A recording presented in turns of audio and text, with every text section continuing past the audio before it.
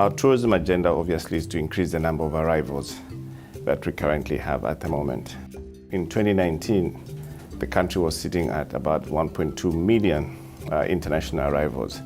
But obviously with the COVID-19 pandemic, the numbers declined significantly, which obviously was a blow on our sector. We want to have as many people as we possibly can to come and enjoy the natural resource that we have in Zambia.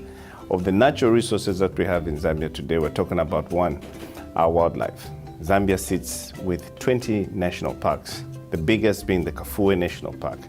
I mean, that's home of over 3,000 habitats of animals. Zambia prides itself as being the home of the mighty Victoria Falls, one of the 7 natural wonders of the world. So with those two particular aspects that I brought up, that is what we want to encourage our tourists to come and see, and also to come and feel the adrenaline rush that exists within Zambia.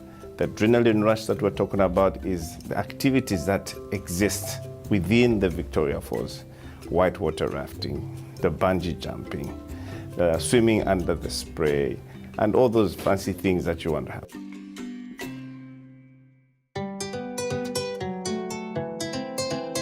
We have realized that for a very long time now, the numbers that have been coming into Zambia from the Middle East are very, very small.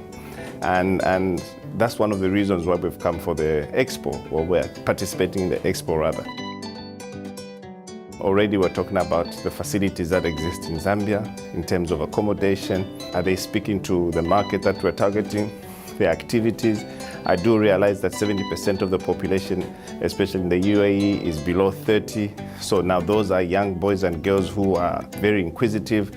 They want to see, they want to adventure. So we need to start speaking to, creating facilities that speak to them. And then also we're looking at eating. So we're looking at having to create specific restaurants, halal restaurants, which will actually speak to the market that we're targeting. The COVID-19 pandemic ravaged the tourism sector world over.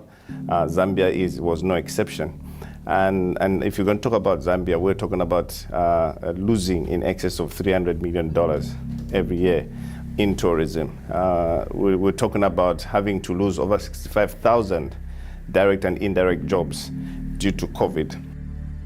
So the first thing that we did was to look in-house. Looking in-house actually spoke to creating an opportunity for Zambians to visit Zambia. The idea out of that was that there's no better person to advertise Zambia than the Zambians themselves. Now the second thing, obviously, what we did was to ensure that Zambia is a safe destination. Safe destination in terms of security, safe destination in terms of health. We insisted that the tourism sector drives the COVID vaccination campaign. So right now, within the tourism sector, we're currently sitting at about 80 to 90% vaccination.